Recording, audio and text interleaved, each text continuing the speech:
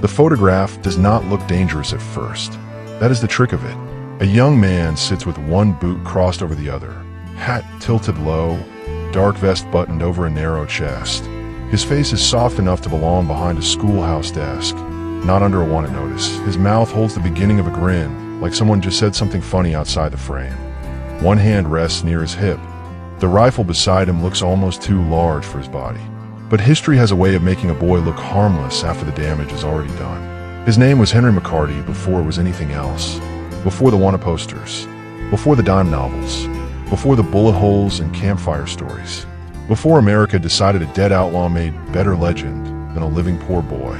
He was not born in a cloud of gun smoke. He did not ride out of the desert already mythologized, spurs ringing, pistol gleaming, death waiting polite as a preacher at his side. He was a child first, a hungry one, a motherless one, a boy passed between hard places until the hard places started passing through him. By the time the world called him Billy the Kid, the frontier had already put its fingerprints all over him. It had taught him that a badge could be bought, that a courtroom could bend, that powerful men could call murder business, call revenge justice, call a poor boy expendable, and still sleep with clean sheets. Billy learned those lessons young, too young, and once he learned them, he became exactly the kind of man that world claimed to fear. The kind with quick hands, a charming smile, a borrowed name, and a gun never far from reach. But look again at the photograph, not the legend.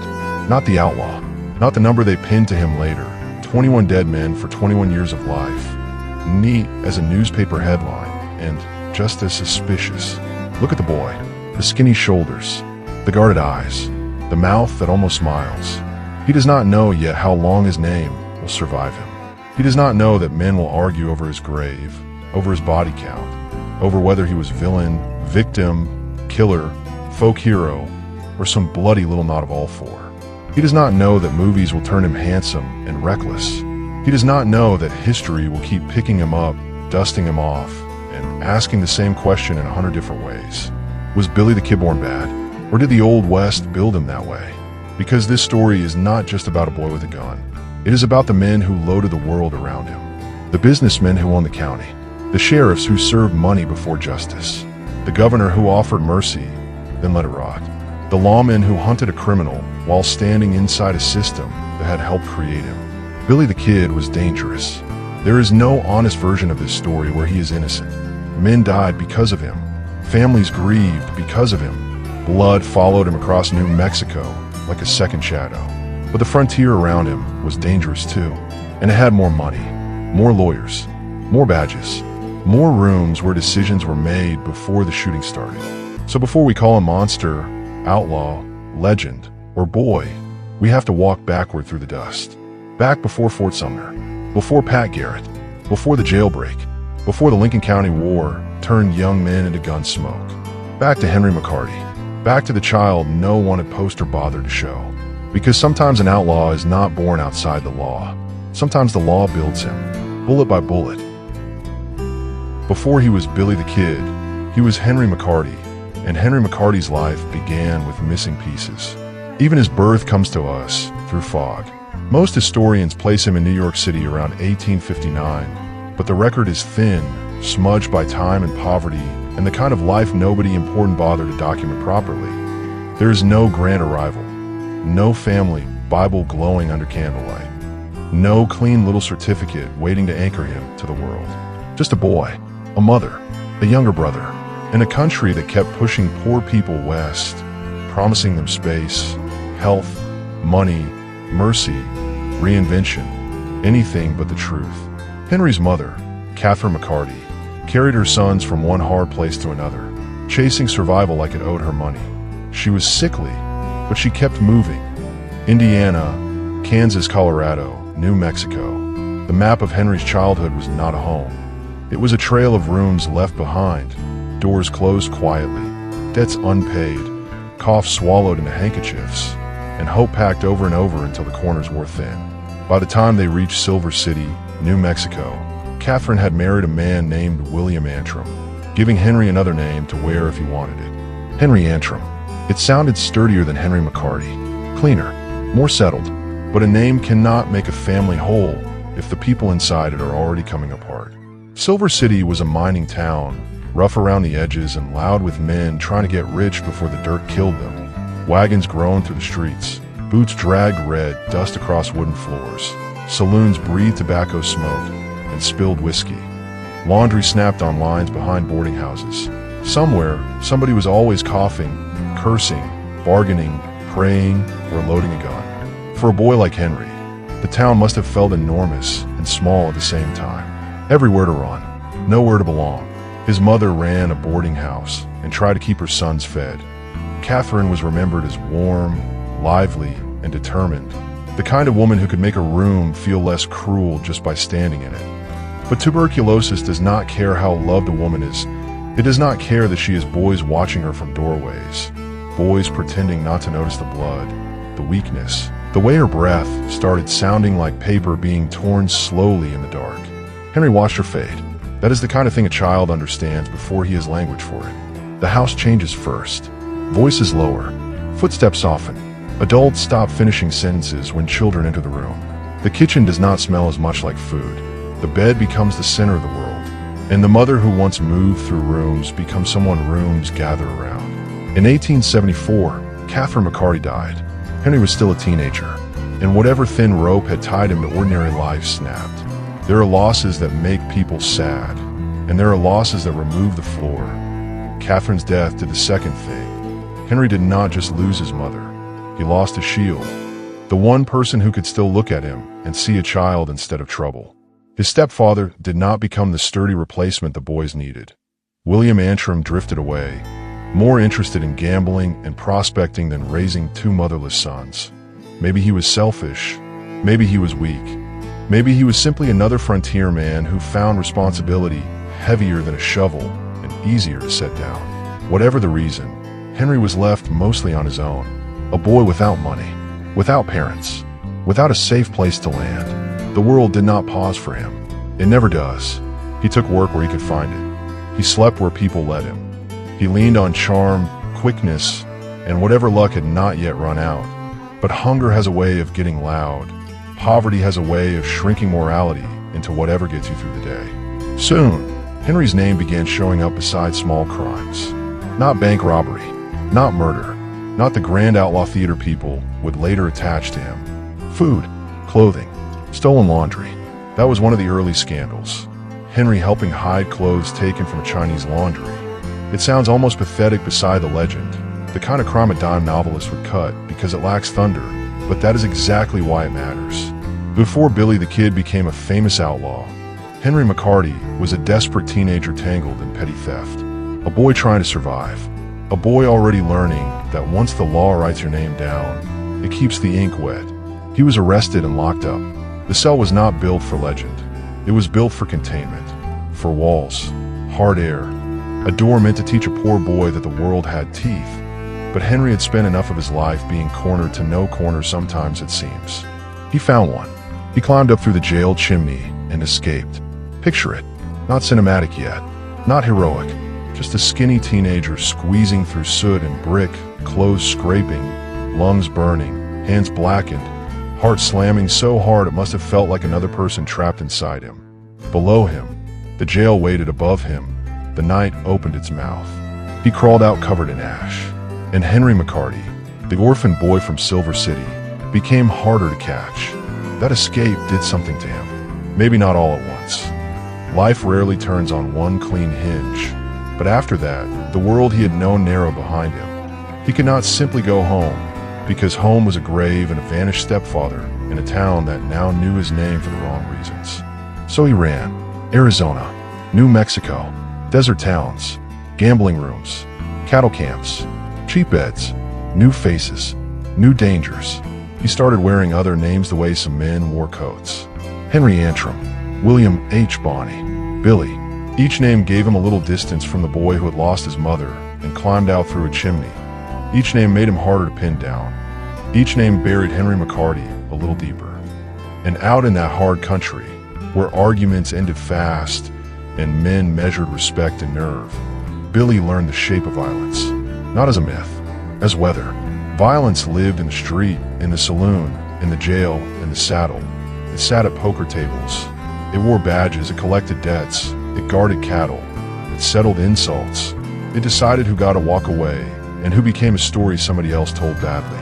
Billy did not create that world.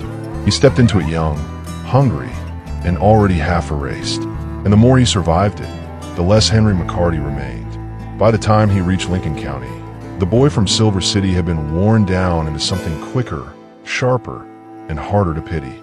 He had learned to run. He had learned to lie. He had learned that names could be shed.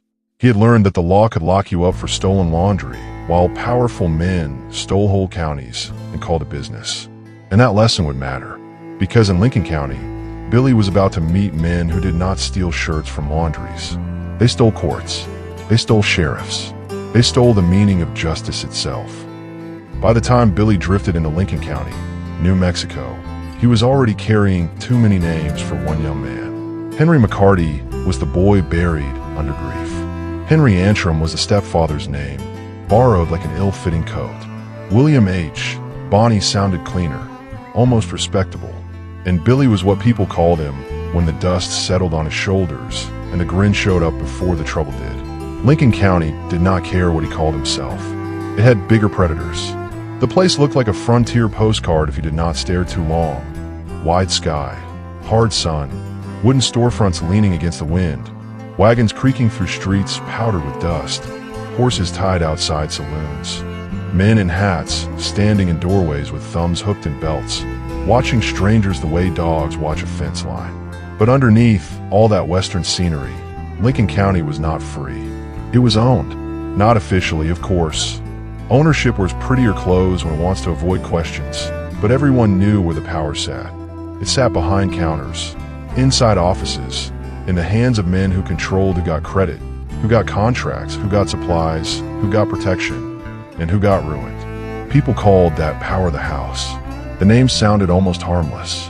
A house should mean shelter, warmth, a table, a roof against the weather. But this house was not built to protect people. It was built to keep them dependent. At the center of it were powerful merchants and political operators who had wrapped themselves around Lincoln County like a fist. If ranchers needed supplies, they went through the house. If soldiers needed beef, the house wanted the contract. If a man owed money, the house knew it. If a man wanted to challenge them, the house knew that too. And law enforcement did not stand outside that power. It served too close to it. That was the route Billy walked into. Not a simple town with simple bad men, but a whole county where money spoke in a sheriff's voice. Imagine being poor there. Imagine needing food, tools, credit, work, protection. Any small mercy the frontier made expensive. You would feel the county tightening around you before anyone ever pointed a gun. A man did not have to be chained to be trapped. Sometimes debt did it. Sometimes reputation did it. Sometimes a badge did it. Sometimes all three worked together and called themselves order. Billy had already learned that the law could be quick to grab a hungry boy. In Lincoln County, he would learn something worse. The law could be slow, blind, and gentle when the right men were pulling its leash. Then John Tunstall arrived. Tunstall was young, English, educated, and ambitious, with money enough to threaten the men who thought Lincoln County belonged to them. He opened a competing store. He built a ranching operation. He made alliances with men who were tired of being squeezed by the house. To the powerful men in Lincoln County, Tunstall was not just competition. He was an insult, a crack in the wall, a man proving the county might not be theirs forever. And to Billy, Tunstall became something else entirely. Work, structure, a steady hand extended into a life that had been mostly fists. Billy went to work for him, and that mattered more than it sounds. Tunstall was not simply hiring another gun or another hand. By many accounts, he treated Billy with the kind of respect the kid had not seen much of. He gave him wages, purpose, and a place among men who were building something instead of just running from something. For a boy who had lost his mother, lost his home, lost his name piece by piece, that kind of steadiness must have felt dangerous in its own way. Hope always is when you're used to living without it. You can picture Billy on Tunstall's ranch, still young enough that the bones of his face had not fully hardened, moving among horses and cattle under that enormous New Mexico sky. Maybe he laughed too loud. Maybe he watched more than he spoke. Maybe he kept one eye on the road out of habit, because boys who have run that long do not stop looking for exits just because someone gives them a bed. But for a little while, He belonged somewhere. Not safely, not permanently. This was Lincoln County, and nothing good stayed untouched for long. The house had its men. Tunstall had his. The air between them started to change. At first, maybe it was only whispers across counters, a harder stare in the street, a rider seen where he should not be, a business deal gone sour, a debt called in too sharply, a legal paper delivered with more threat than ink. Then the tension thickened. Men began choosing sides. And in a place like Lincoln County, choosing sides did not mean making speeches. It meant loading rifles. The conflict was not only about pride. It was not only about cattle. It was not only about one store against another. It was about who got to decide what the law meant. That was the real prize. Because if you controlled the law, you could make your enemies criminals before a shot was fired. You could make your own violence look official. You could send armed men after a rival and call enforcement. You could turn murder into paperwork, revenge into duty, theft into business. Billy had seen unfairness before, but Lincoln County showed him corruption with architecture. A whole machine. A town where doors opened for some men and slammed on others. A place where the courtroom, the store ledger, the sheriff's office, and the gun belt all seemed to lead back to the same hands. And Billy, poor Billy, restless Billy, half orphaned and half outlaw already, found himself standing on the side of the man who threatened that machine. Maybe he understood the danger. Maybe he did not. Young men often mistake being needed for being safe. Tunstall needed riders. He needed loyal men. He needed people willing to stand between his future and the men trying to strangle it before it could breathe. Billy became one of them, and for once, his loyalty had somewhere to land. That is the cruel hinge of the story. Because if Tunstall had lived, maybe Billy's life bent a different way. Maybe not clean, maybe not peaceful. Billy had already made choices that trailed smoke. But Tunstall gave him something the frontier had not given him much of, a reason to stay. Then Lincoln County did what rotten systems do when someone threatens their grip. It reached for a gun. John Tunstall rode out on a cold February day in 1878, and the county seemed to hold its breath around him. He was not riding in a legend. Not yet. He was moving livestock, trying to protect his property, trying to keep his business alive while Lincoln County tightened around him like a noose made of ledgers, warrants, and men with rifles. The winter light sat pale on the hills. The ground was hard. Hooves struck dirt and stone. Somewhere behind him, the trouble he had been trying to outrun was already gaining speed. Tunstall was young, only 24. That gets lost sometimes beneath the weight of what his death caused. History makes him sound older because powerful men tend to feel older on the page. But he was young, ambitious, stubborn, and convinced, maybe dangerously so, that if he played the game clean enough, he could survive men who had been cheating long before he arrived. He had challenged the house, opened his own store, built his own cattle interests, offered an alternative to men who had spent years under the thumb of Lincoln County's ruling faction. And for that, he became more than a rival. He became a problem. The men sent after him were not ghosts. They were not nameless shadows in black hats. They were part of the machinery, deputized men, armed men, men with legal cover riding toward an illegal purpose. That was how Lincoln County worked. It did not always send criminals to do its killing. Sometimes it sent the law. Tunstall saw them coming. Picture that moment. A rider on open ground, the world too wide to hide him. Dust lifting behind horses, shapes hardening into men. The air changing before the first shot, because the body knows danger before the mind can dress it in words.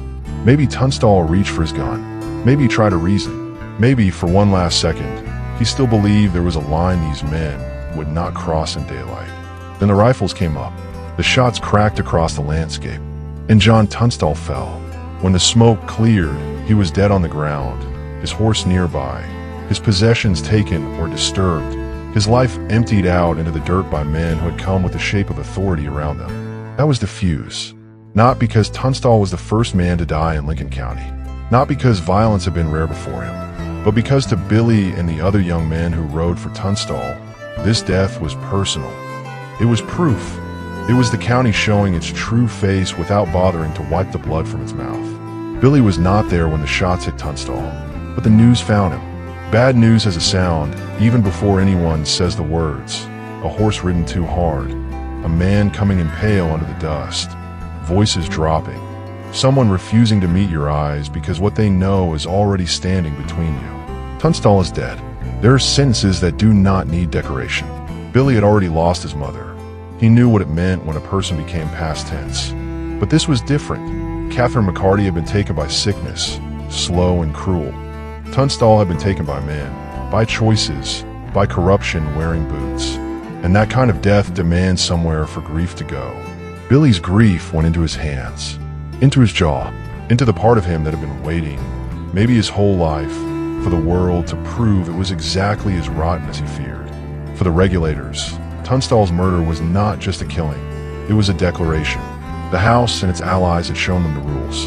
Power could kill, power could call it legal, power could expect the poor, the young, and the inconvenient to swallow it. But Billy and the others did not swallow it. They organized.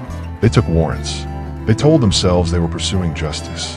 And maybe, at first, some of them truly believed that was all it was. There is a dangerous comfort in paperwork. A warrant can make revenge feel clean. It can turn anger into assignment. It can let a man ride toward blood with the word lawful tucked in his pocket like a prayer. The Regulators rode out after the men they believed had murdered Tunstall. But grief does not stay neat once it has a horse under it. The first targets were not symbols. They were human beings with names, faces, and fear of their own. Men accused of killing Tunstall. Men tied to the faction that had wanted him gone. Men who may have believed they were serving the side that owned the county and therefore owned the truth. The Regulators caught up with some of them. Guns came out. Men died. And just like that, the line between justice and revenge started bleeding through. Billy was in it now, not standing at the edge, not watching history happen from the shade. He was part of the answering violence, part of the armed young men who believed the system had failed so completely that they had to become the system themselves. That is where the tragedy sharpens. Because the Regulators were not wrong that Lincoln County was corrupt. They were not wrong that Tunstall's killing stank of power and protection. They were not wrong that the law had been twisted. But being right about corruption does not keep blood off your hands. The moment they began killing, they gave the county another story to tell. See, outlaws, murderers, dangerous boys, trouble that needed putting down. The same machine that helped create the violence could now point at the violence and call itself necessary. And Billy, young Billy, quick Billy, loyal Billy, became easier to name. Not Henry, not orphan, not witness, not employee of a murdered man. Outlaw. The word followed him like a brand. Lincoln County was burning now. Not in flames yet, but in something worse. Men choosing sides, families closing shutters, riders watching roads, rifles leaned near doors that used to hold only coats. Every conversation carried a hidden edge. Every badge looked suspicious. Every stranger might be a spy, a deputy, a hired gun, or a dead man with a few more hours of luck. Billy moved through it with the restless energy of someone who had finally found a cause, even if the cause was eating him alive. Maybe he told jokes. Maybe he smiled that famous smile. Maybe he looked smaller than the stories would later make him. But inside the county's widening violence, he was changing. A boy who had once stolen food and hidden laundry was now riding with armed men under warrants, hunting other armed men through a place where the law no longer meant safety. The murder of John Tunstall did not create Billy the Kid by itself. Nothing that simple ever creates a legend. But it gave his anger a flag. It gave his violence a reason.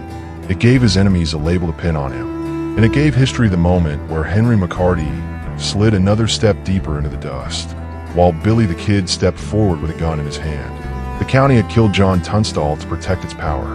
Instead, it lit the fuse, and Billy was standing close enough to catch fire. After Tunstall's murder, Lincoln County did not explode all at once. It tightened first. Doors shut earlier. Men stopped speaking freely in the street. Horses stood saddled longer than they needed to. Curtains shifted when riders passed. At night, the town did not sleep so much as listen. Every sound carried weight. A hoofbeat could mean a message. A knock could mean a warrant. A gunshot could mean the war had found another body. Billy and the other young men who had worked for Tunstall did what grieving men often do when the law fails them. They gave their grief a name. The Regulators. It sounded official, sharp, controlled, almost noble. They were not calling themselves a gang. They were not calling themselves killers. They were men acting under warrants. They told themselves, men pursuing justice, men doing what the crooked machinery of Lincoln County refused to do. And maybe some part of that was true, but the human heart is a dangerous courthouse. It can hand down a sentence before it ever hears the evidence. The Regulators rode with Tunstall's death sitting behind their eyes. You can see them if you let the dust settle long enough. Young men in worn coats and sun-faded hats, rifles across their saddles, horses breathing steam in the morning cold. Dick Brewer leading with the strained authority of a man trying to keep revenge dressed like law. Charlie Beaudre quiet and watchful. Doc Scurlock carrying his own shadows. Chavez y Chavez moving with the hard-earned caution of a man who knew betrayal had many languages. And Billy, always Billy, small in the saddle, sharp as a thrown blade, a grin flickering when it should not. Too young for the story already gathering around him, too damaged to step away from it. They rode through a county where every hill and dry wash seemed to be watching. The land itself did not care who was right. That is the awful thing about beautiful places. The sky can stay blue over murder. The wind can move gently through grass while men load guns. The sun can warm the back of a killer's neck the same way it warms a preacher's. The Regulators hunted the men they believed had killed John Tunstall. Their first revenge came quickly. They found William Morton and Frank Baker, men accused of taking part in Tunstall's murder. Another man, William McCloskey, rode with them. And what happened next will become one of those blood-dark moments where every side tells the story differently. The prisoners were taken alive. That matters, because for a moment, there was still a path where the law might remain law. The men could have been delivered, tried, made to answer. The Regulators could have proven they were different from the men they hated. But the trail was long, the anger was close, and somewhere along the way, the story broke open. The prisoners were killed. Morton, Baker, McCloskey, dead on the ground. Their bodies left as evidence that justice had already started turning into something else. Maybe the Regulators believed they had no choice. Maybe they believed the prisoners were trying to escape. Maybe that is even true. But the dead do not get to clarify. Once those men were killed, the Regulators cross a line they could not uncross. They were no longer just witnesses to corruption. They were participants in the county's bloodletting. The House and its allies did not mourn the morality of it. They used it. Now they could point and say, see, murderers, outlaws, dangerous boys with guns pretending to be lawmen. And the worst part was, they were not entirely wrong. That is how rotten systems protect themselves.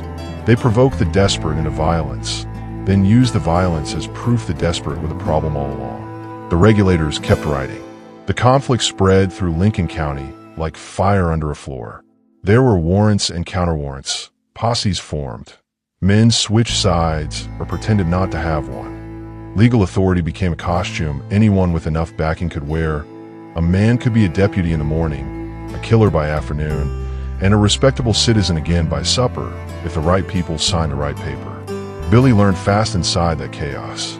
He learned who flinched before drawing, who talked too much, who watched the road behind them, who could be trusted with silence. He learned that a gunfight was not the clean, heroic thing dime novels would later pretend. It was noise and panic and powder smoke. It was horses jerking against reins. It was men shouting names nobody answered. It was blood soaking in the dirt while someone nearby tried to reload with shaking fingers. The Regulators wanted justice for Tunstall, but every killing made justice harder to recognize. Then came Sheriff William Brady. Brady was no distant figure to the conflict. To Billy and the Regulators, he represented the law that had failed Tunstall and protected the wrong man. He was tied to the power structure they blamed for the rot in Lincoln County. On April 1st, 1878, Brady walked down the street in Lincoln with Deputy George Hyman. The day must have looked ordinary right up until it was not. Sun on the buildings, dust under boots, men moving through town with the stiff awareness of people pretending not to expect violence. Then gunfire tore through the street. The Regulators had ambushed Brady. Shots cracked from hiding. Men scattered. Horses pulled hard against posts. Brady fell in the open, struck down in a town he had been sworn to police. Hyman was killed too. The lawman was dead. But killing Brady did not break the machine. It fed it. Now Billy was not only tied to revenge killings in the hills. He was tied to the murder of a sheriff in the street. Whatever sympathy some people might have had for Tunstall's boys began to curdle under the weight of dead badges and public gunfire. And still the war rolled on. There was no clean victory coming, no judge stepping in with clear hands, no government force cutting through the lies, just more men with guns, more bodies, more reasons for both sides to claim righteousness while doing terrible things. The Regulators were hunted. They hunted back, and Billy's name began to separate from the others. Not because he was the only violent one, not because he was always the leader, but because some men become symbols before they understand the cost. Billy had the ingredients legend loves: youth, charm, nerve, a face too soft for the crimes attached to it, a smile people remembered, a talent for survival that looked almost supernatural when told later beside a fire. But inside the moment, there was no legend, only fear, only movement, only the next place to hide, only the next rider coming over the rise. The war reached one of its fiercest points during the 5-day Battle of Lincoln in July 1878. By then, the conflict had become less like a feud and more like a siege of the soul. Men barricaded themselves inside buildings. Bullets chewed through walls. Smoke collected in rooms where men sweated, cursed, prayed, and waited to be killed. Outside, armed opponents watched for movement. Inside, every crack in the boards became a possible death sentence. Billy was among those trapped in the violence. The town itself became a battlefield. The same streets where people had bought flour, led horses, carried mail, and argued over prices now held the sound of gunfire echoing between buildings. Imagine crouching in a hot, smoke-stained room while bullets punch through the walls. With splinters, glass breaks. Someone yells from another room. Someone else does not answer. Your mouth tastes like powder and fear. Your shirt sticks to your back. You know there are men outside who want you dead, and you know some of them believe they are on the side of the law. Maybe they are. Maybe you are. Maybe nobody is anymore. That was Lincoln County by then, a place where right and wrong had been ground so hard together they came out the same color.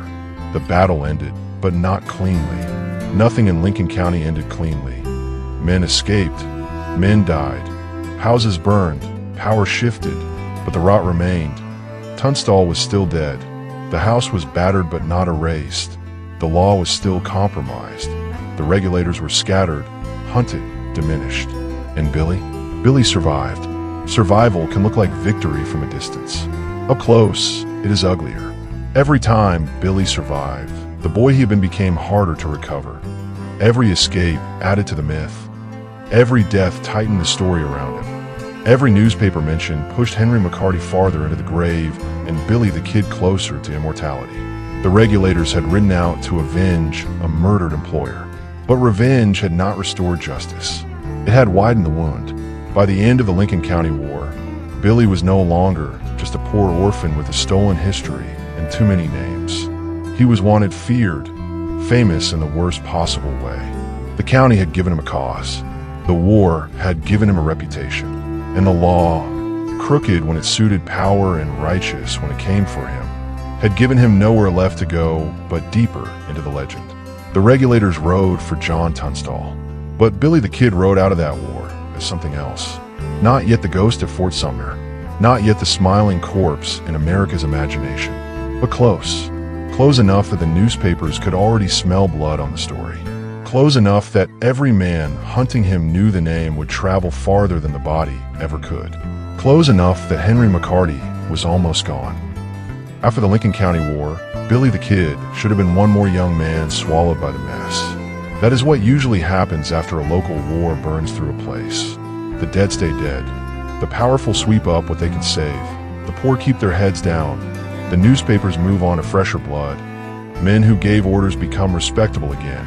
And men who fired guns become convenient garbage for the law to haul away. Billy could feel that happening. The war had not ended with justice riding into Lincoln County on a white horse.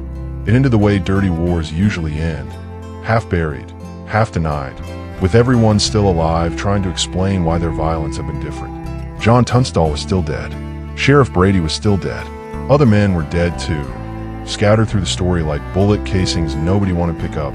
The Regulators were broken apart, hunted, or hiding, and Billy's name had become useful. That was dangerous. A nobody can sometimes disappear. A symbol cannot. Once people start turning you into a story, the story needs an ending. The county wanted one that made sense. The law wanted one that looked clean. Powerful men wanted the whole ugly business of Lincoln County wrapped up and carried away before it stained anyone important. Billy was young, poor, armed, and already branded. That made him perfect. But Billy was not ready to hang quietly in someone else's version of events. He still thought he had something to trade. He knew things. He had seen how Lincoln County worked from the inside of the violence. He knew names, faces, arrangements, lies. He knew that the conflict had not been a clean battle between law and outlaw. He knew respectable men had blood behind their fingernails. He knew the difference between murder and murder with paperwork. And then came Governor Lew Wallace. Wallace was not just another dusty official with a desk and a seal. He was a former Union general, a politician, and later the author of Ben-Hur. History remembers him in layers, as if one man could be made of war, government, literature, and unfinished promises. When Wallace came into the story, he carried something Billy desperately needed. Possibility. Not freedom yet. Not forgiveness. Just the thin shine of a door that might open. The governor wanted testimony about the Lincoln County killings. Billy wanted protection from prosecution. Somewhere between those two needs, a bargain took shape. Picture Billy walking toward that meeting, not as the legend, but as a young man who had been sleeping with one ear open for too long. Dust on his boots, eyes moving, hands never fully relaxed, a body trained by danger to notice exits before faces. Maybe he looked cocky. Billy often did. Maybe he smiled, because charm had helped him survive almost as much as gunpowder.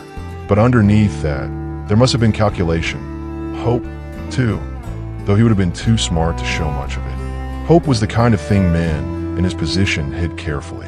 It could get you killed. The arrangement was simple enough on the surface. Billy would testify. In return, he expected leniency, maybe even a pardon. For once, he did not run from the law. He stepped toward it. That part matters.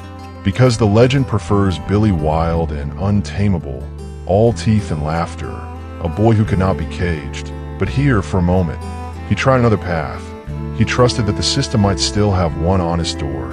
He believed, or wanted to believe, that if he told the truth the right way to the right man, the law might separate him from the corruption that had made the war.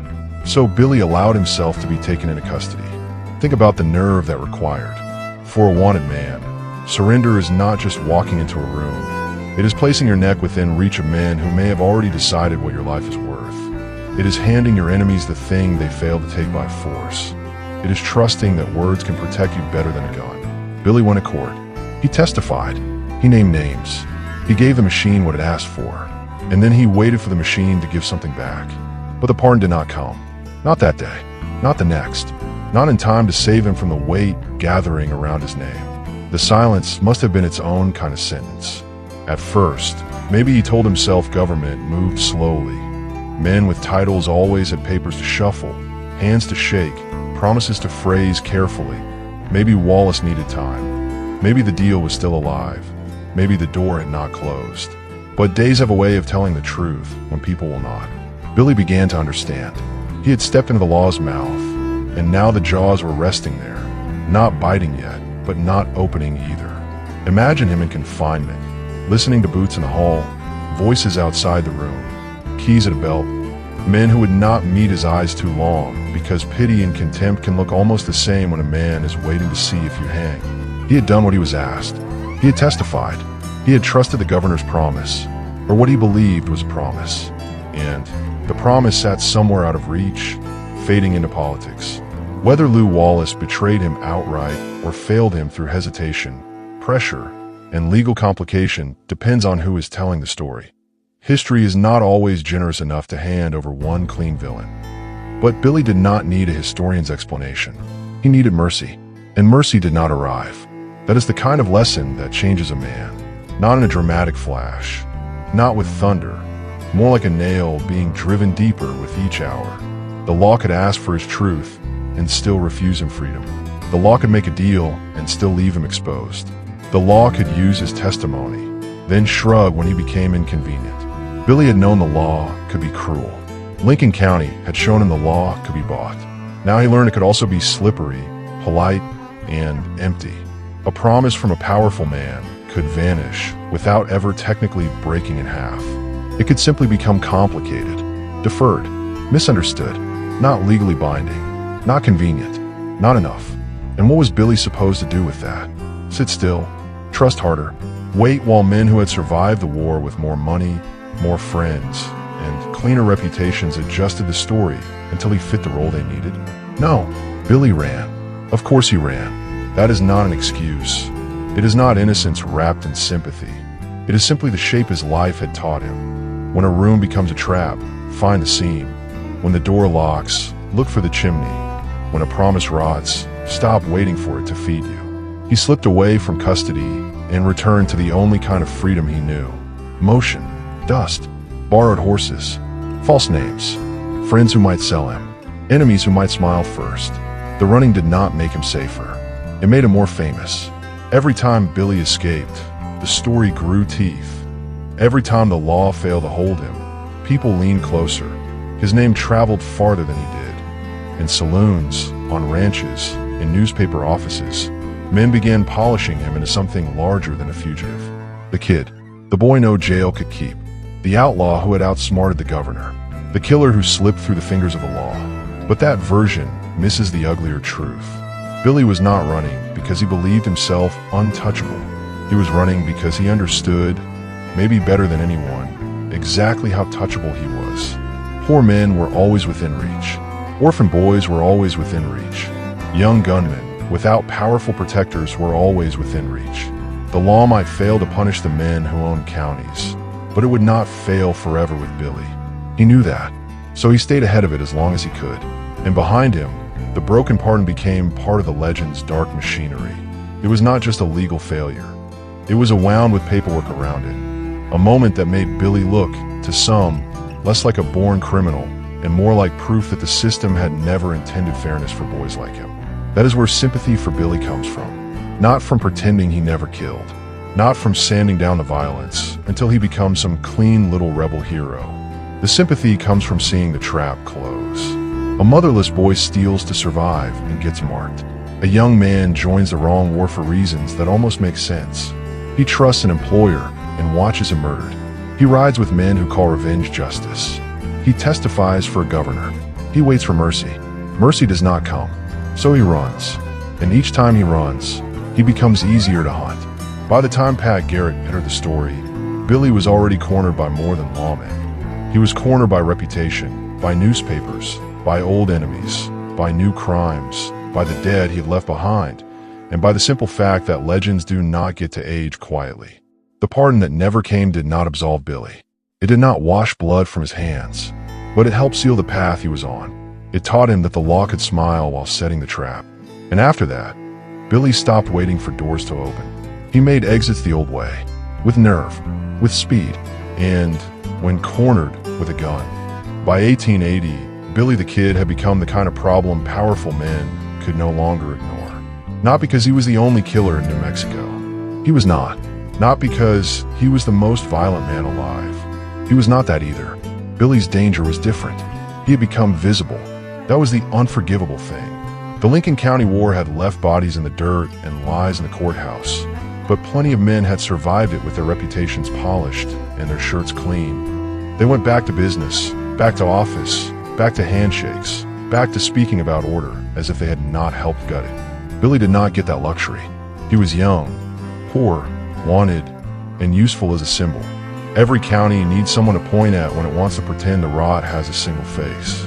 Billy's face was perfect, soft enough to disturb people, famous enough to frighten them, deadly enough that nobody had to lie too hard. By then, he was moving through New Mexico under that strange half-light of fame and danger. People knew his name before he entered a room. Some wanted to drink with him. Some wanted to hide him. Some wanted the reward money. Some just wanted to see whether the kid looked like the story said. Imagine him walking into a saloon with dust on his boots and hunger tucked behind his grin. The room would change without announcing it. A card game would slow. A glass would pause halfway to somebody's mouth. Men would keep talking, but their voices would tilt around him. Nobody wanted to look scared. Nobody wanted to look too interested. Nobody wanted to be the fool staring at a wanted man, as if he were a circus act. Billy would have noticed all of it. He had lived too long by reading rooms not to notice. He knew where the doors were, who wore a gun low, who had a friend at the bar, who had gone still in that particular way men go still when they are deciding whether today is the day they become brave. And he smiled anyway. That smile did half the work for him. There are men who survive by looking harder than they are. Billy survived, at least partly, by looking easier, friendly, quick, almost harmless if you were stupid enough to forget the bodies. But the law had not forgotten. Or rather, the law had finally found a man willing to chase him hard enough to make a name from it. Pat Garrett. Garrett did not enter Billy's story like a stranger riding in from some clean moral country. That would be too simple. He came from the same rough world. He had been a buffalo hunter, a gambler, a saloon keeper, a man who understood frontier life on the inside of its dirtier rooms. He was tall, sharp-featured, controlled, and practical, the kind of man who did not need to shout to make a threat feel official. And he knew Billy. That is the part that makes the story sour in the mouth. This was not just sheriff versus outlaw. Not at first. They had moved through some of the same spaces, shared acquaintances, shared air, depending on which version you believe. Maybe they had eaten together, gambled together, talked together, existed close enough that one man's voice would be recognizable to the other in the dark. Pat Garrett was not hunting a monster from a storybook. He was hunting a young man he could picture laughing. That gives the chase its bite. Because the Old West loved turning men into opposites. Lawman and outlaw, badge and pistol, good and evil. Nice clean shapes for dirty stories. But Garrett and Billy were not opposites carved from marble. They were two men made by the same violent frontier, standing on different sides of a line that shifted depending on who had power that week. Garrett had something Billy did not. A badge. A badge could make violence respectable. Not harmless. Respectable. It could turn a pursuit into duty, a killing into enforcement, a manhunt into public service. It could wrap danger in legality and make people nod along. Billy understood that. He had seen badges used like hired guns before. But Garrett was not merely some crooked puppet stumbling around with a title. That would also be too easy. Garrett was competent, patient, ambitious. He knew the land. He knew the people. He knew Billy's habits and hideouts better than an outsider ever could. And now he had authority behind him. The walls were moving. Billy could feel it. The thing about being hunted is that it changes the shape of ordinary life. A meal becomes a risk. A bed becomes a question. A friend's house becomes a possible trap. Even kindness starts to look like bait. A rider on the horizon might be nobody, or he might be the end. Garrett began gathering men, information, and pressure. He followed the loose threads of Billy's world. Friends, women, cattle camps, old hideouts. Rumors breathe into the ears of people who swore they did not know anything until they suddenly did. New Mexico is a big place until somebody knows where to look. Then it shrinks fast. Billy still had friends. That mattered. He had men willing to ride with him, feed him, warn him, hide him, or lie badly enough to buy him a little time. He also had enemies. And enemies are sometimes easier to understand than friends. An enemy wants something obvious. A friend might want to save you, sell you, protect himself, or survive your company. Billy had become dangerous to stand near. His name carried heat.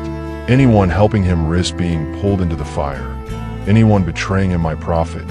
Anyone refusing to choose could still end up dead, because violence does not respect neutrality once it starts looking for a place to land. In December of 1880, Garrett's hunt tightened. The weather turned cold. The nights stretched long. Men rode with collars up and rifles close. Campfires threw little orange wounds against the dark. Horses stamped at frozen ground. Breath showed white in the air. Billy was with companions then, including men who had tied their own fates to his. But fate was getting stingy. Garrett closed in near Stinking Springs, where Billy and some of his men were holed up. Before that final capture, there was more blood. One of Billy's friends, Charlie Beaudre, was shot and killed during Garrett's pursuit. Picture the scene not as legend, but as morning terror. A cold dawn, men half awake, stiff from sleep, maybe hungry, maybe arguing under their breath. Then gunfire, a body hit, confusion ripping through the camp. A man you know stumbling into the open, mistaken or exposed, or simply unlucky, and bullets finding him before words can. Charlie Beaudre died there, and Billy saw again what happened to people standing too close to his story. The law was not only coming for him, It was stripping the world around him. Friend by friend, shelter by shelter, choice by choice, Garrett surrounded them. The situation pressed down until even Billy's famous nerve could not carve a clean way out. The cold, the guns, the dead friend, the hopeless math of it all settled in. Billy surrendered, not because he had become tame, not because he trusted the law, not because the kid had finally learned obedience. He surrendered because sometimes survival means recognizing when the room has no chimney. Garrett had him. Imagine that moment between them. Billy, still young enough that his face could betray him if he let it. Garrett, tall and steady, wearing authority like a coat that fit better than most men's. Around them, armed men, dead Charlie nearby, cold air in their lungs, a story changing shape in real time. Did Garrett feel triumph? Relief? Did Billy make a joke because silence was too close to fear? Did either man understand that history had just tightened a rope around both of their names? Because from that point forward, Pat Garrett would never simply be Pat Garrett again. He would be the man who caught Billy the Kid, and soon enough, the man who killed him. Billy was taken into custody, and the machinery began turning again. This time, there would be no governor's promise shining in the distance. No soft hope of a pardon. No deal he could trust, even halfway.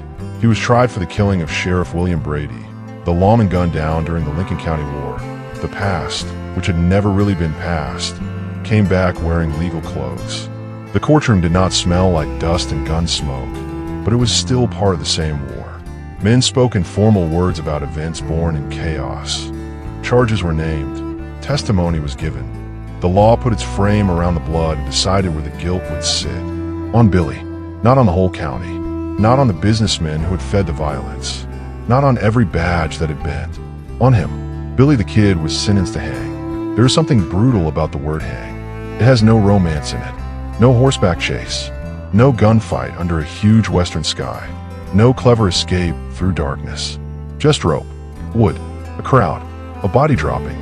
For a man whose whole life had become motion, hanging was the ugliest ending imaginable.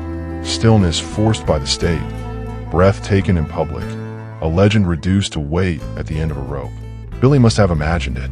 Even men who laugh imagine death when it gets close enough. Maybe he pictured the gallows being built, the boards, the knot, the faces gathered to watch, men who had never cared about justice showing up for the spectacle of it. A crowd wanting the outlaw dead partly because his death would make them feel safer, and partly because people have always loved sanctioned killing.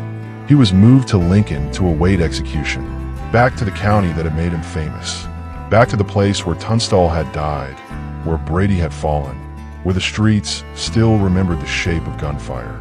The circle was closing with cruel neatness. Garrett had done what he came to do. The law had Billy. The rope was waiting.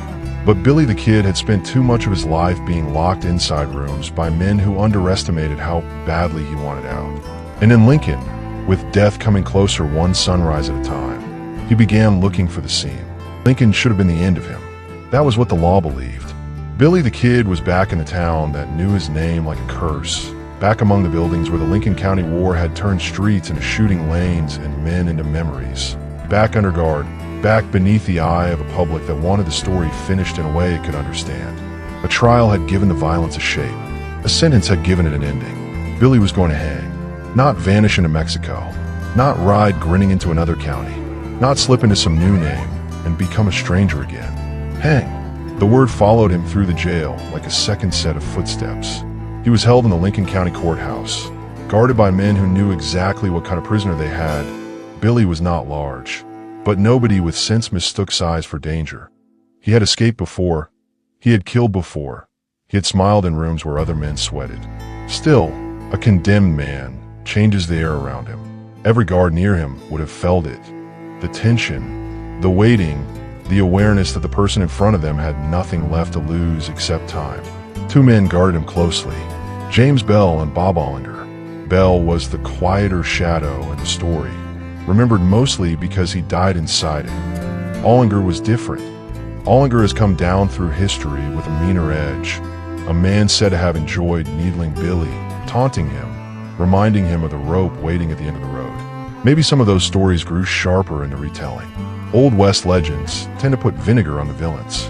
But there is enough smoke around Ollinger's cruelty that the image sticks. A guard too pleased with having the kid chained, too comfortable standing over a man everyone had finally decided was finished. Billy would have noticed. He noticed everything.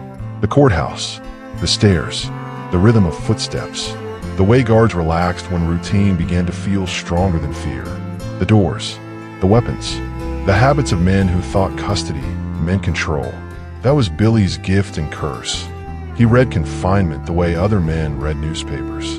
A locked room was never just a locked room to him. It was a puzzle with hinges. A guard was not just a guard. He was a schedule, a temper, a weakness, a set of keys that moved from one place to another. Billy had been trapped enough times to know most cages depended on the trapped person believing in them. And Billy did not believe in cages. Not when his neck was the prize. On April 28, 1881, the day opened like any other day, which is how the worst things often begin.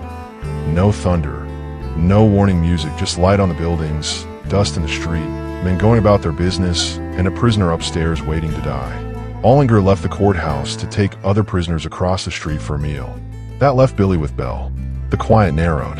There are different versions of exactly how Billy got the gun. History puts its hands over the sharpest second and lets the rest of us argue with shadows. Maybe a weapon had been hidden for him. Maybe he wrestled it away. Maybe the moment came from opportunity, nerve, and the fatal looseness of routine. What matters is this. Billy got armed. Picture the room, snapping alive. A movement too fast to stop. A guard realizing the balance has changed. Metal in Billy's hand. The whole world shrinking to a doorway. A gun and one chance. Bell rang. Billy fired. The shot cracked inside the courthouse. Ugly and deafening in the enclosed air. Bell staggered, hit, trying to get away from a prisoner who had become death in the space of a breath. He made it down the stairs or toward escape, depending on the telling, but not far enough. James Bell died, and Billy was no longer a condemned man, waiting for execution. He was loose inside the courthouse. Outside, Bob Ollinger heard the gunfire. Imagine him across the street, the sound reaching him before the meaning did. A shot from the courthouse. The kid upstairs, Bell with him. For one heartbeat, the pieces would not want to fit. Then they did. Ollinger ran back. Maybe angry, maybe startled, maybe already reaching for the authority he thought he still had. But Billy had climbed into the moment before him. Somewhere in that courthouse was Ollinger's own shotgun. The weapon had been loaded with heavy shot, reportedly kept for Billy, meant to make escape impossible if the kid tried anything stupid. That is the nasty little poetry of the scene. The gun meant to hold Billy became the gun waiting for Ollinger. Billy got to it. He stepped into position. Maybe he looked out from the courthouse balcony or window.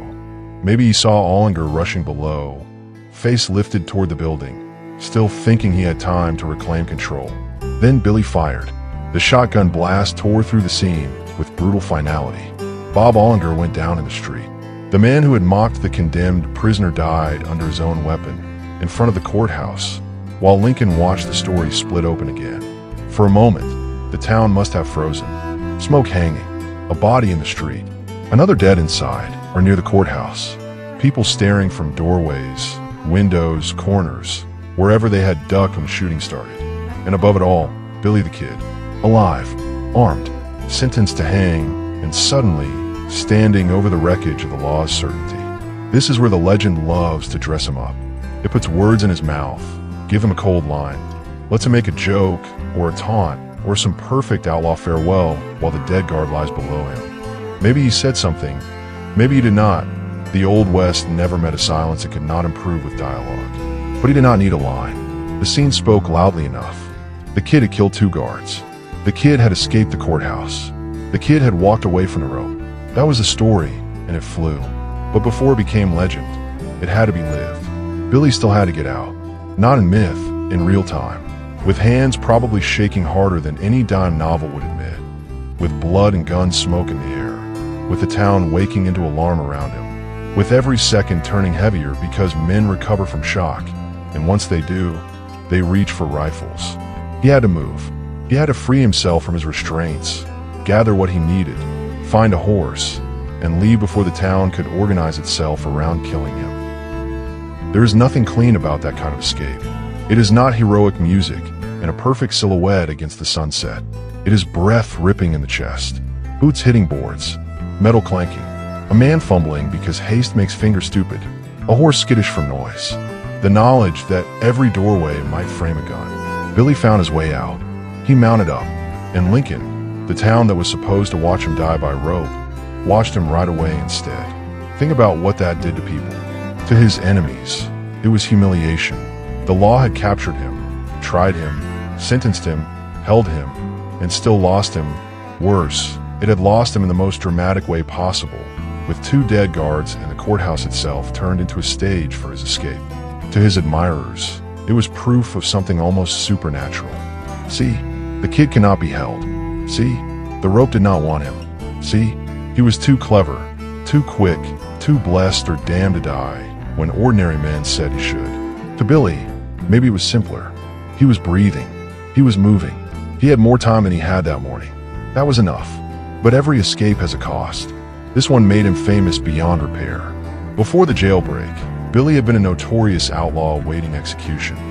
After it, he became something hotter and harder to contain. Newspapers had a feast, storytellers had a banquet. Men who had never seen him began repeating the tale with the confidence of witnesses. The kid shot his guards. The kid mocked Ollinger. The kid took the horse. The kid vanished. Every mouth added dust and fire, and underneath it all were 2 dead men. James Bell and Bob Ollinger did not die as symbols. They died as bodies. Whatever kind of men they were, whatever cruelty or duty or bad luck brought them to that courthouse, they ended because Billy chose survival over surrender. That is the part the legend likes to soften. It wants the escape to feel thrilling. And it was thrilling, but it was also murder, panic, and desperation inside a courthouse that smelled like powder and fear. Billy had escaped the rope, but he had also made certain there would be no easy mercy left for him. No governor's promise, no legal bargain, no path back. After Lincoln, the law could not afford to simply capture Billy the Kid again. It needed to end him. The kid rode out into New Mexico with the whole territory looking over its shoulder. Friends became risks. Hiding places became temporary. Every meal, every drink, every night spent under a roof carried the question of who might sell him before sunrise. But for a little while, he was free. Free in the way hunted men are free. Free with rifles behind him. Free with his face in newspapers. Free with the gallows still standing somewhere in memory. Cheated, but not satisfied. The jailbreak gave Billy the Kid one of the greatest escape stories in American outlaw history. It also tightened the world around him until there was barely any room left to run. Because a man can escape a courthouse, he can escape guards, he can escape a sentence. But once he becomes legend, every road starts leading toward the same dark room. For 3 months, Billy the Kid lived inside borrowed time. Not free, not truly. Freedom is a clean word, and nothing about those months was clean. He was out of jail, away from the rope, breathing air that did not belong to a cell, but every mile had teeth in it. Every person who helped him risk prison, bullets, or worse, every person who recognized him became a question. Would they hide him, warn him, feed him, sell him? Billy moved through New Mexico like a match someone had dropped in dry grass. His name traveled ahead of him, behind him, around him. The story had outrun the body. By then, people were not just looking for Henry McCarty or William Bonney. They were looking for Billy the Kid, the boy who had killed his guards and slipped the noose like death had misplaced his paperwork. The desert did not make it easy. Days burned bright enough to bleach the mercy out of the sky. Nights dropped cold over the land, turning every campfire into a confession. The wind moved over the flats and through the scrub, carrying dust into mouths, eyes, saddlebags, gun oil. A rider could disappear in that country, but not forever. Trails remained. Rumors remained. People talked. People always talk, especially when a wanted man leaves hunger, fear, and reward money behind him. Billy still had friends. That was part of his magic and part of his doom. People liked him. That never stopped being strange. He was a killer, yes, a fugitive, a thief, a man with enough dead behind him that nobody honest could call him harmless. But he was also young and funny and sharp-toned. He could make a room lean toward him before it remembered why it should lean away. He spoke Spanish, moved easily among Mexican families and communities in New Mexico, and had roots in places where Pat Garrett's badge did not automatically command affection. So he drifted toward familiar ground, toward Fort Sumner. Fort Sumner was not just a dot on the map. It was one of the places where Billy could breathe a little easier. Friends lived there. People who knew him as more than a wanted poster lived there. A person can be notorious in one room and loved in another. That contradiction followed Billy everywhere. In Fort Sumner, the air held music, cooking smoke, livestock, river damp, voices in Spanish, laughter from doorways, the low murmur of people who had learned to live with danger nearby, because danger was always nearby. Billy had danced there, eaten there, slept there, maybe even believed, in small reckless flashes, that he might keep slipping through the cracks forever. But Pat Garrett understood something about hunted men. They return to warmth, not always to safety. Warmth, a familiar face, a woman's room, a friend's table, a place where the body remembers not being afraid for a few hours. A man can outrun lawmen longer than he can outrun loneliness. Garrett kept listening. He followed whispers and loyalties, debts and betrayals, little bits of talk shaken loose for people who knew more than they wanted to admit. The hunt after the jailbreak was not a roaring charge across the desert. It was quieter than that, meaner, patient, a net pulled strand by strand until the space inside it shrank. On the night of July 14th, 1881, Garrett came to Fort Sumner. The world did not know it was entering one of its favorite legends.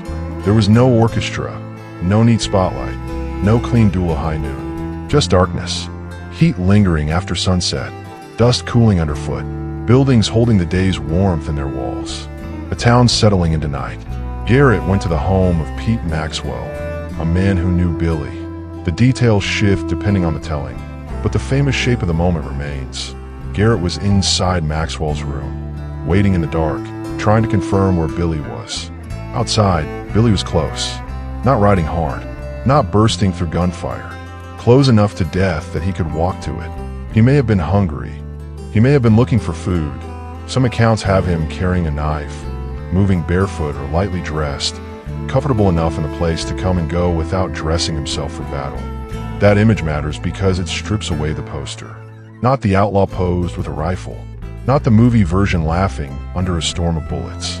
A young man in the dark, entering a familiar house, unaware that history was holding its breath inside the room. Billy stepped in, the dark swallowed shape and detail. The room was not built for legend either. It was ordinary, human, a bed, walls, the smell of night air, sweat, dust, maybe food, maybe the old wooden cloth scent of a lived-in house. Then Billy sensed someone, a figure, a presence where there should not have been one. His body knew before his mind did. He asked in Spanish, "Quién es?" Who is it? 2 words, a question. Not a speech, not a final curse, not a grand outlaw farewell, just a young man in the dark trying to understand the shape in front of him. Garrett recognized the voice. That may be the coldest part. Not the gun, not the shot, the recognition. The fact that Billy's voice, something alive and familiar, gave him away before his face did. The same charm, the same human sound that had helped him move through rooms and friendships and dangers, became the thing that marked him in the dark. Garrett fired. The gunshot cracked through Maxwell's room and tore the night open. Billy fell. There was no long chase after that. No final ride. No courtroom. No rope. No chance to grin his way out of the room. Just the sudden, brutal stillness of a body that had spent its life moving. Billy the Kid was dead, around 21 years old. Young enough that today we would barely call him a grown man. Old enough then to have been hunted, convicted, mythologized, and killed. His life had lasted barely long enough to become a cautionary tale. But his name would outlive nearly everyone who had ever tried to own, use, condemn, or capture him. Imagine the silence after the shot. Garrett standing there with smoke in the room. Pete Maxwell nearby. Maybe voices rising elsewhere in the house. Footsteps. Questions. Fear spreading outward as people understood what had happened. The kid. Billy. Bonnie. Henry, dead. And then Fort Sumner began to gather. That is what people do when death arrives loudly. They come to see, even when they are afraid, especially when they are afraid. Someone would have lit a lamp, someone would have whispered, someone would have denied it, someone would have needed to look at the face to believe the story had finally found its body. There he was, Not legend. Not yet. Just flesh. The narrow chest. The young face. The mouth that would not grin again. Death is rude that way. It does not care how famous the name is. It leaves the body looking smaller than the story. For Garrett, the killing should have been a clean victory. He had done what the law demanded. He had found a fugitive who had humiliated the courts, killed his guards, escaped his sentence, and turned himself into a public embarrassment with spurs. Garrett had ended the hunt. But killing Billy did not free Garrett from him. It tied them together forever. From that night on, Pat Garrett would not simply be a sheriff. He would be the man who killed Billy the Kid. Every version of Billy's story would drag Garrett along behind it. Every argument over whether the kid was villain, victim, or folk hero would carry Garrett into the room as the final gunshot. That is the strange punishment of killing a legend. You become part of it. Billy was buried at Fort Sumner, but burial did not do what burial is supposed to do. It did not settle him. It did not make him past tense. Almost immediately, stories began moving. Some mourned him, some celebrated, some doubted, some sharpened the details until the death scene became cleaner, darker, more dramatic, more useful. A dead outlaw is easier to edit than a living one. The living can contradict you. The dead have to lie still while everyone else decides what they meant. And Billy the Kid meant too much to be left alone. To the law, he was proof that order had been restored. To his enemies, he was a problem finally removed. To his friends, he may have been a murdered boy who never got the mercy powerful men had dangled in front of him. To the newspapers, he was ink. To the public, he was something even better than a criminal. He was a story. Fort Sumner should have closed the book. Instead, it opened the part America liked best. The argument. Was Garrett brave? Or did he ambush a man in the dark? Was Billy a killer who got what was coming? Or a poor boy destroyed by a crooked system? Did he deserve the rope? Did he deserve the bullet? Did he deserve the legend? The truth does not stand still long in a place like that. It gets crowded by memory, politics, grief, pride, profit, and the human need to make violence mean something. The official story says Billy the Kid died in that room on July 14th, 1881, and most evidence points there. But the myth was already preparing its escape, because people looked at that life, that face, that impossible string of escapes, and decided death might not be dramatic enough. A boy like that could not simply be shot in the dark. Could he? Maybe the grave was wrong. Maybe Garrett lied. Maybe the kid slipped away one last time and left history holding somebody else's body. Those claims would come later, dressed in old men's voices and 20th century mystery. But the seed was planted the moment Billy died. Not because the evidence demanded doubt, but because legend hates a locked door. And Billy had spent his whole life making exits. Fort Sumner gave history its ending. The myth immediately started looking for a way out. After Fort Sumner, Billy the Kid belonged to everyone. That is what death does to famous men. It takes away their right to interrupt. A living Billy could laugh at a story, deny it, correct it, curse the man telling it, or pull a gun if the insult grew teeth. A dead Billy could do none of that. So the world started adding. A little blood here, a little poetry there, a cleaner motive, a sharper line, a colder smile, a higher body count. The real body was in the ground at Fort Sumner, but the legend got up and started walking.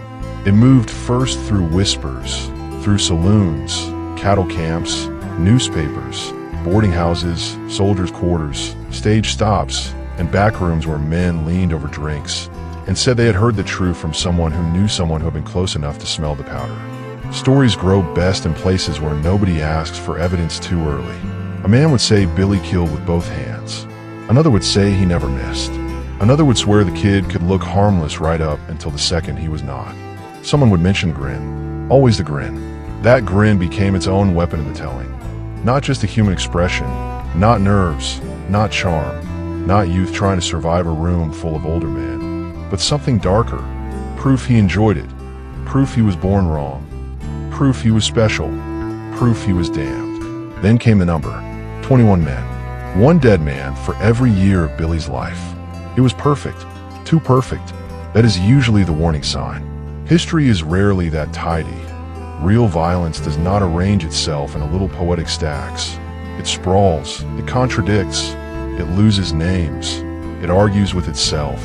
It leaves one witness certain, another drunk, another bought, another terrified, and 3 more dead before anybody writes anything down. What, 21 for 21?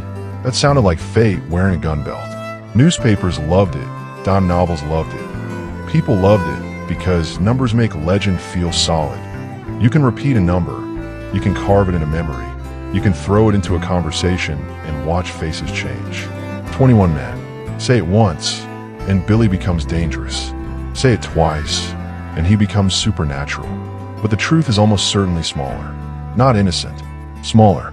Most serious counts put Billy's confirmed or likely killings far below 21, often around 8 or 9, depending on how a person counts disputed deaths, shared gunfights, and killings done in groups. That still matters. 8 or 9 dead men is not a misunderstanding. It is not youthful rebellion with dust on its boots. It is blood.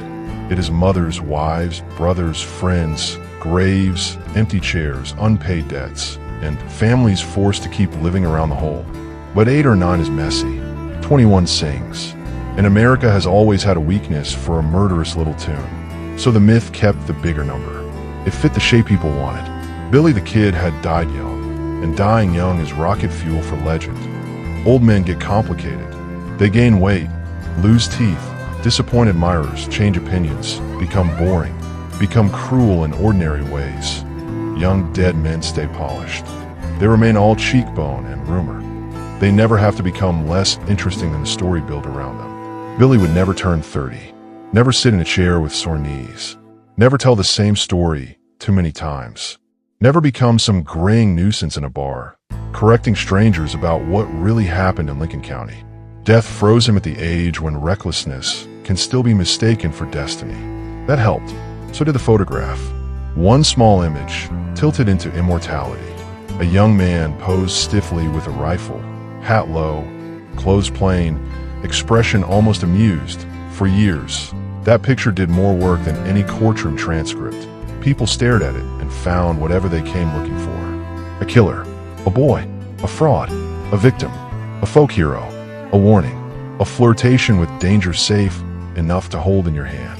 The photo did not answer them. It simply sat there, quiet and smug, letting everyone build their own Billy out of shadows.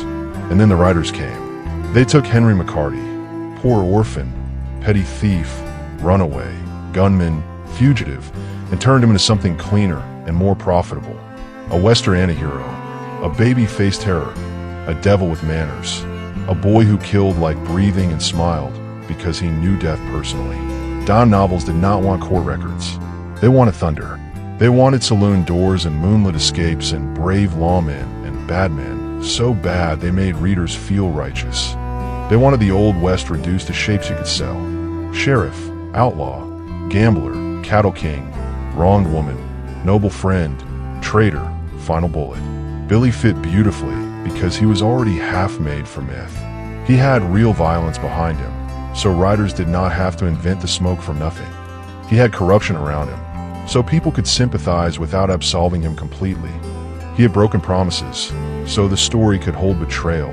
He had P.I.T. Garrett, so the ending had a named executioner. He had Fort Sumner, so the death scene had darkness. He had youth, so the tragedy stayed sharp.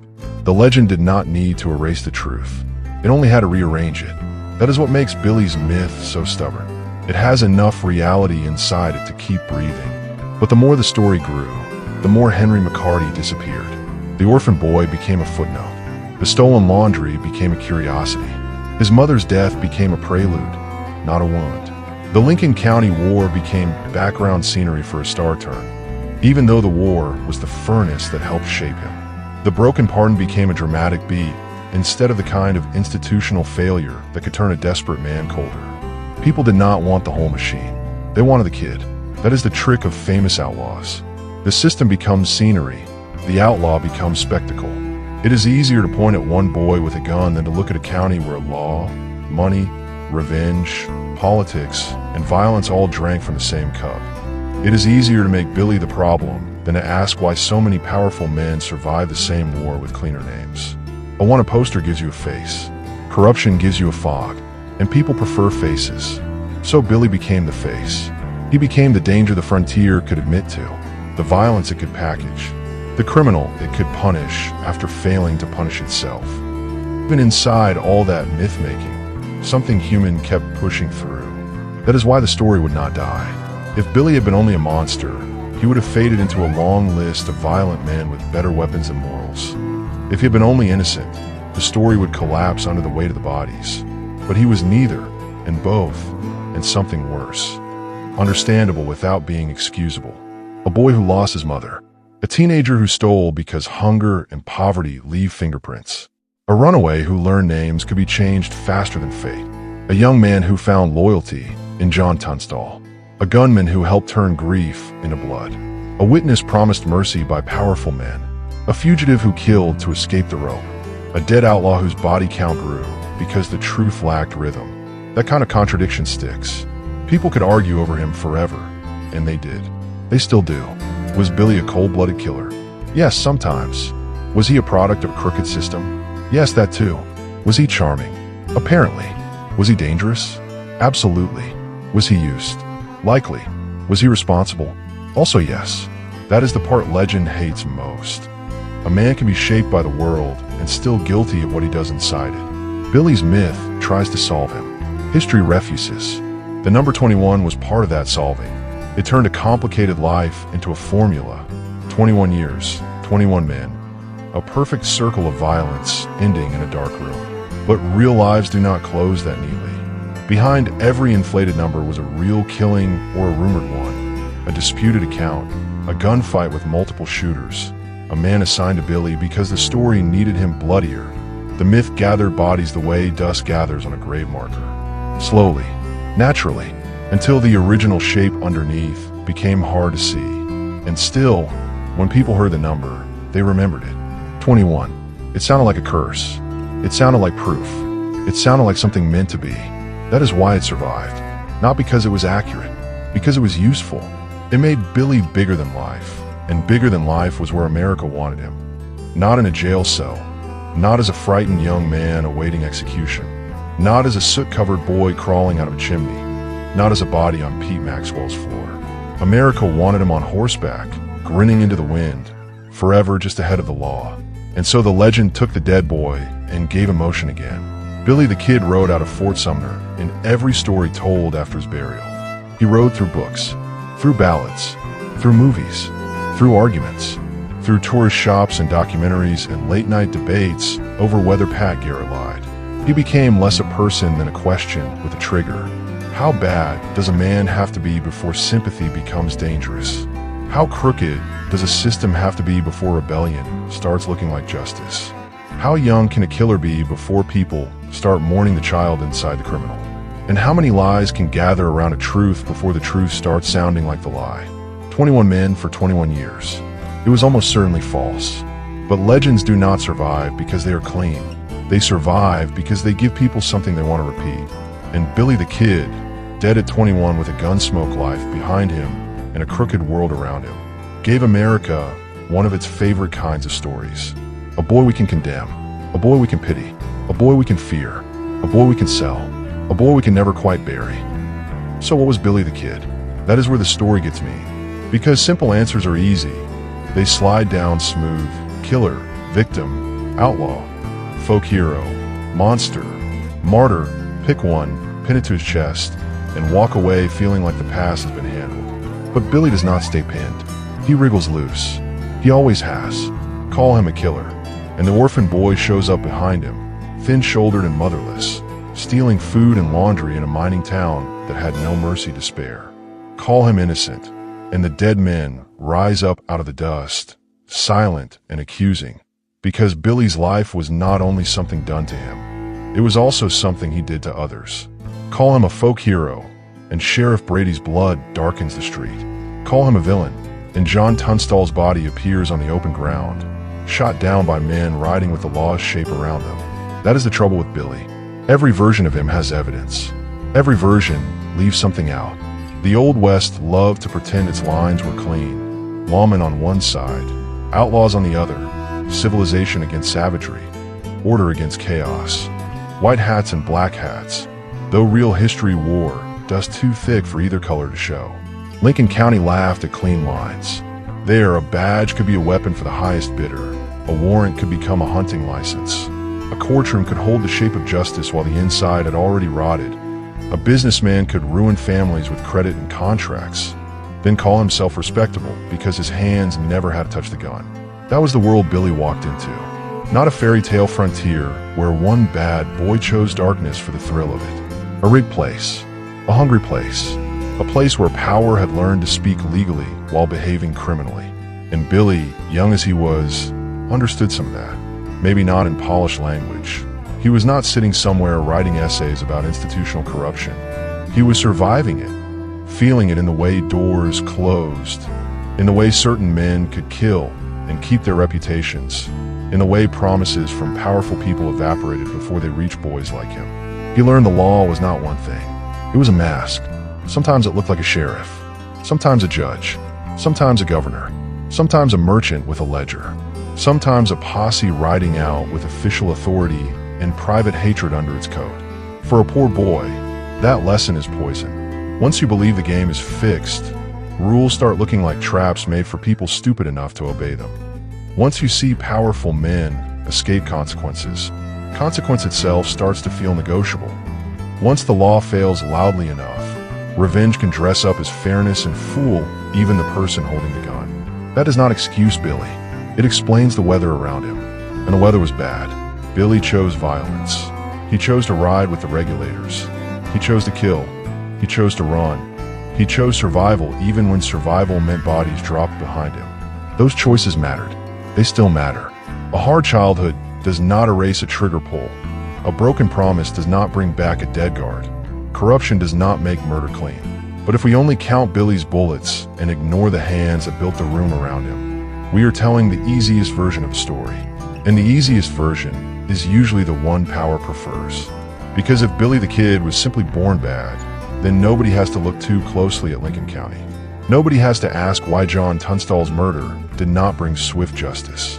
Nobody has to ask how businessmen gained so much control that law enforcement moved like an extension of their will.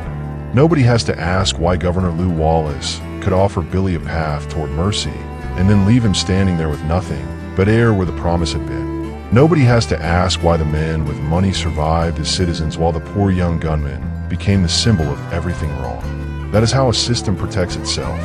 It turns one person into the crime scene. Billy became useful that way.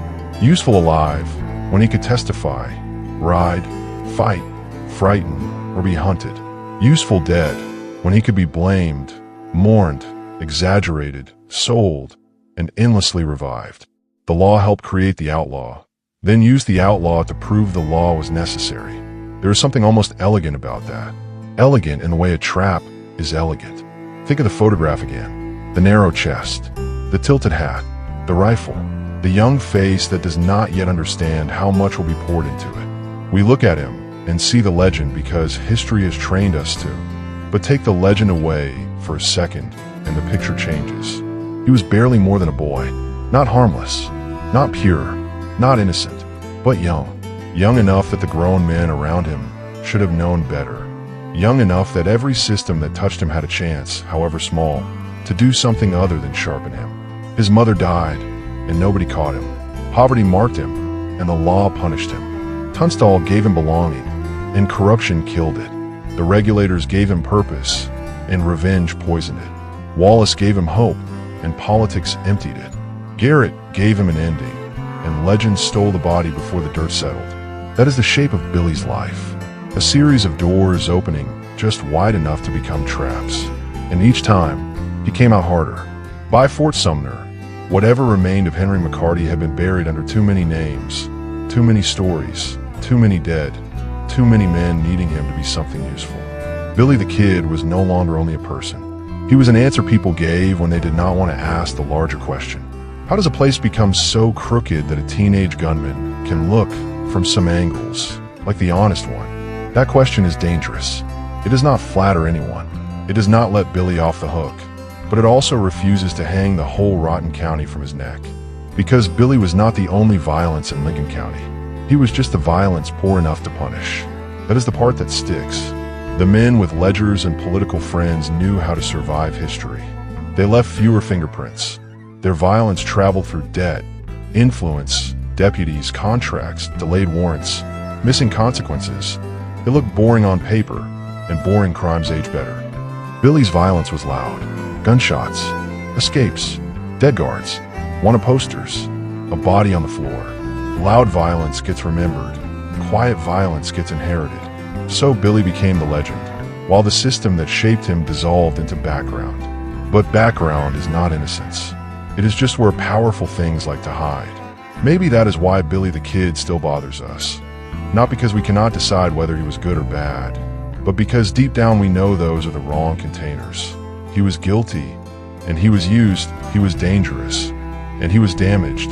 He was responsible, and he was surrounded by men with cleaner hands and dirtier souls.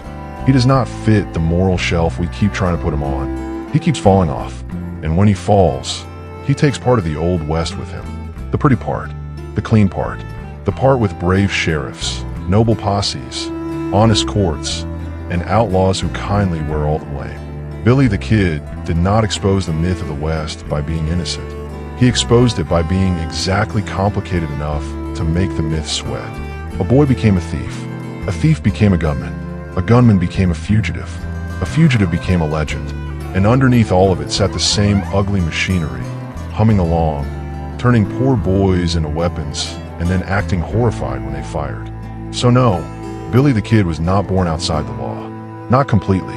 He was born into poverty, pushed into hunger, pulled into violence, promised mercy, denied it, hunted down, and shot in the dark.